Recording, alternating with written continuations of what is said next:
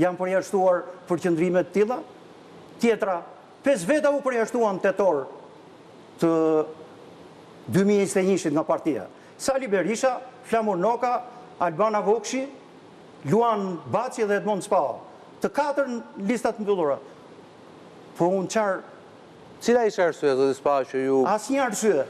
Që ju u ndëshkuat edhe nga Partia Demokratike e Bashës dhe nga Partia Demokratike e Berishës? U kërkua, ti them arsyet.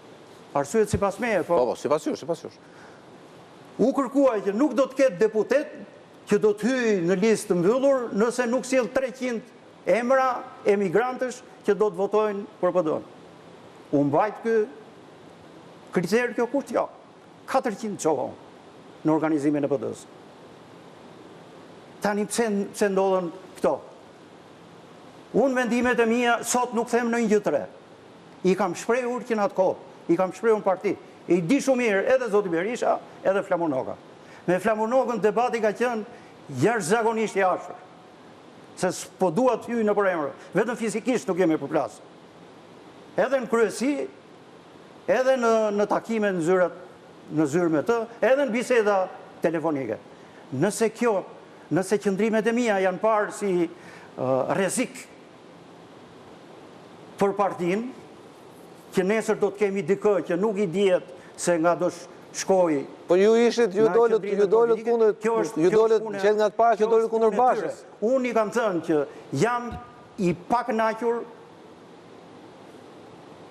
me mënyrën se si po ecim ne drejt zgjedhjeve të 2025-s. I kam kërkuar që të krijojmë grup të ri parlamentar. Kam kërkuar që të krijojmë forcë të re politike. Sepse ne po harxojmë gjithë energjitë për të siguruar atë vullën dhe bashkimin. Që vulla nuk është se na shtoi, sigurisht ajo të një. As bashkimi, në fakt. Por bashkimi më shumë shtoi problemet se sa i paksoi. Se i kam kërkuar këto në grup parlamentar, kur kemi diskutuar. Zoti Spao, nuk u morën parasysh. Për këtë duhet të pyes tani që keni një vit që nuk keni më, një vit e plus që nuk keni më aktiv. Dhe tjetra, keni kalu detoksin. A mos vallë, ju thoni që jeni pothuajse përleshur fizikisht me zotin Noka. Unë kam një mendimin tim, pastaj ju më korrigjoni. Unë nuk mendoj që është përgjegjësia e zotit Noka. Unë mendoj që është përgjegjësia e zotit Berisha. Po patjetër, sepse unë këto kontradikta që kam pasur, ja kam përcjell zoti Berisha. Ai me sa duket s'ka qenë dakord. Kur më larguan nga drejtuesi i qarkut Korçës, i kërkova takim dhe më tha, desha di një arsyet, se s'mjepte njeri arsyet. S'kam punuar, që kam ngritur gjithë rithemelimin qarkun e Korçës. Jo, tha, unë të garantoj që ti do t'jesh në kuvendin e ardhshëm.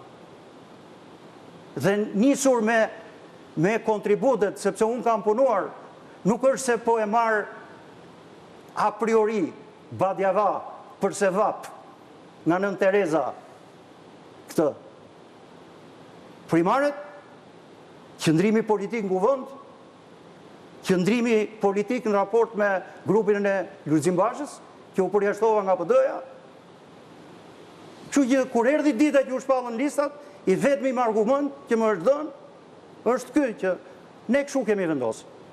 Që nuk është argument praktikisht. S'është argument, sigurisht. Po mbi këtë, kur pranova që të shkojnë në listë hapur, sepse shumë miq dhe shok në Korçë më thanë që ti po na lënë mbal. Edhe pranova ty atje, u dërgua i Vikaso me gjithë Flamur Nokën për të më sabotuar fuqatën. Dhe ja arritëm. Unë s'mund të luftoj. Pra ju po thoni që në kushtet kur PD-ja, siç e thoni ju, luante fatet e ekzistencës saj, jo thjesht fiton të zgjedhjet, po të ekzistencës saj, në 11 maj 2025-s, drejtues të Partisë Demokratike politik kanë punuar kundër jush në Korçë? Po, kanë punuar kundër ne. Sepse kanë mbështetur një kandidat tjetër. Dhe i kanë thënë strukturave dhe në zonën ku isha unë, që... Cili zonë ndjes, për cili zonë ishit? Zonë e Maliqit. Në Maliq. Që votoni një AM, cilin e merrte për dorë IVI dhe e shëtiste në gjithë bashkitë e qarkut Korçës dhe në zonën time elektorale. Po doj le të bëj publike. Ish kandidati për bashkinë? Apo në bëhet fjalë për person tjetër? Ish kandidati për bashki, po s'po hyj në për emra Okej, jo, e kuptova kush është, po. Sa Flamuri ka kërkuar të vetmes deputete që kishim ne të rithemelimit në Korç që puno për këtë zotrin. Flamuri ka thënë ajo, unë më mirë punoj për Niko Peleshin, sepse këta dy janë bashkë. Pse duhet që të punoj për këtë? Shkoj ke originali. Zoti Spau. Me çfarë të them unë? Jo, më shumë se kaq. E vetme që do të thuash. Zoti Spau, unë kam thënë këto gjëra, po në atë kohë kur unë i thoja quhesh armik. Meqense hym në çështje personale. Se thon për një karrige deputeti, ja, s'është karrige deputeti. Unë jam politikan profesionist, kam 35 vjet. Është karrierë, e kam karrierë politike. Patjetër. Dhe kur ma pret në mënyrë brutale, të pamerituar, kur më poshtëron dhe publikisht, se ky është edhe poshtërim publik. Çfarë pret ti që unë të kthej faqen tjetër, që të mbiesh dackën tjetër? Po më poshtërove një herë, faji është i yti. Po më poshtërove për herë dytë, faji është i imi që pranoj të poshtrohem. Unë nuk do të dalë mbas kësaj që të them faleminderit që më hoqët, bët shumë mirë, rof partia dhe mua do më keni atje në rjesht. Jo, sepse shoh që këtu ato që premtuam dhe punuam bashkërisht nuk u mbajtën. Këtu nuk vlerësohet merita, këtu vlerësohet tarafi, shoku, miku, grupi për të mbledhur e për të qëndruar për të mbajt ato poste dhe karike që kanë aktualisht në opozit. Edhe që u bëfshin mirë, por që qytetarët ti mbajnë qytetarët, ja ku janë qytetarët, ja ku e qytetarët që edhe ata që dolën nuk kthyen prapë shtëpisë duket nuk gjetën alternativë. Zoti Spau, a mendoni që tatash, unë ju mund të përmendni shumë emra, megjithatë ne shqiptarët kemi atë shprehjen që nëse diçka shkon gabim në një shtëpi, faja është e Zotit shtëpisë. A mendoni që Zoti Berisha e ka mbyllur ciklin e tij politik në Partinë Demokratike? Unë kam thënë këtë, Zoti Berisha duhet kishte dhënë dorëheqjen. Mos të rikandidonte për kryetar partie, ta lindë garën e hapur. Partia Demokratike ka nevojë për një rinovim tërësor. Dhe mbas zgjedhjeve 2025-s jam i vetmi që kam dhënë dorëheqje nga të gjitha funksionet në Partinë Demokratike. Nga kryesia, nga Këshilli Kombëtar, nga sekretariati. Që t'i hap rrugën figurave të reja, njerëzve të rinj. Të njëjtën gjë duhet bënin të gjithë ata që humbën. Nuk mund ta pranoj unë që zgjedhjet vetëm i paska vjedhur Edi Rama. Po unë se mohoj, Edi Rama përpiqet sa tjetë e mundur më shumë nëpërmjet mekanizmave që jep pushteti, nëpërmjet lidhjeve që ka me kontingjente kriminale, të përfitojë sa më shumë elektoralisht. E bën këtë ai. E bëri edhe në 2021-shin. Por me 30.000 vota u ndam. Tani u ndam me 300.000 vota. Nuk më bin dot mua që ky rezultat është vetëm për shkak të manipulimit zgjedhor. Jo. Është në radhë parë për shkak dobësive të Partisë Demokratike. Dhe Partia Demokratike duhet i bënte një analizë serioze rezultatit zgjedhjeve 2025. Por nuk i bëri. Pse? Se do duhet mbanin përgjegjësi gjithë ata që ishin përgjegjës. Berisha i pari. Nga Berisha i pari, po patjetër. Sekretari i partisë I Zoti Shtëpisë apo jo? I Zoti Shtëpisë do të mbaj dhe pastaj gjithë ata të tjerët që Zoti Spau, i vetmi zë alternativë, s'po quaj alternativë, pastaj gjykimin mund ta jepni ju, por që ka folur dhe që është munduar të bëjë diçka më temi të jetë më aktiv politik për të ndryshuar çka po do është Shërmin Saliani. Është e drejta e tij që të përpiqet të kontribuojë për ta ndryshuar Partinë Demokratike, sikurse është e drejtë e çdo kujt tjetër, që kur shikon që ka probleme t'i ngrejë ato si shqetësime dhe t'japi alternativa. Sa ja arrin pastaj është për të dyshuar. Pse? Fakti që sot edhe për disa vite të tjera, unë nuk shoh në të ardhme të tij në Partinë Demokratike, historinë e tij e shoh pavarësisht pjekjeve që mund të bëjnë, edhe organizimeve që mund të bëjnë nëpër deg të PD-s. Do të jetë si puna e kësaj protestës. Pra ju thoni rezultati i Salianit është dhe kjo protest. Mirë, ta mbyllim pak me sportin. Vjen keq që e them, po Kjo është e vërteta sipas. kjo është e vërteta. Mirë, do doja ta mbyllim pak edhe me sport, edhe me politik, edhe me humor, pavarësisht se të trishtuar. Nuk e di regjia na i nxjerr dot pamjet nga to janë pamjet, nuk e di nëse kemi me audio, pamjet kur Argentina shënon golin e dytë dhe në fan zone shikojmë njerëzit cilët festojnë apo reagojnë, dhe ndërkohë shikoni pak në sfond janë ato pak protestues, që ishin sot protestë, cilët tentojnë temi të ngacmojnë njerëzit për të nxitur në protest, por për fat keq dështojnë.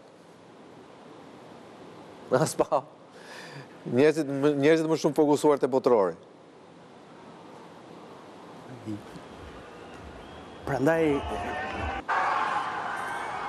edhe kjo është një treguesi asaj që kjo protest nuk nisi si revolt e qytetarëve ndaj qeverisë. Dhe dua ta përsëris atë që këtu Rama duhet kishte ikë me kohë.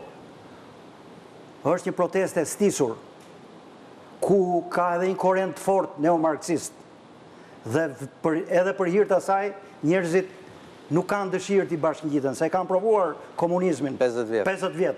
E të vish thua ti poshtë kapitalizmi, e do privatizoj, do shtetëzoj pronat e kapitalistëve, do thotë t'jesh jo mirë nga gjendja mendore.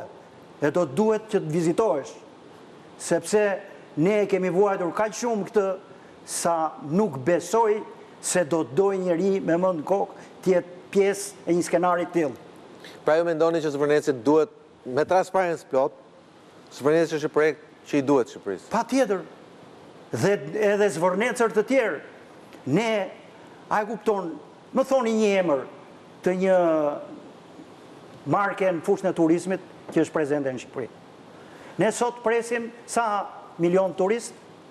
10-12 milion? Kemi ne Club Medin? Jo, se kemi. Jo. Po atë francezën tjetër? Sofitel. Është kjo e fshatrave turistik. Fshatrave turistik, s'po më kujtohet emri tani. Më thoni një emër. Firmat ka firma hotelesh të mëdha?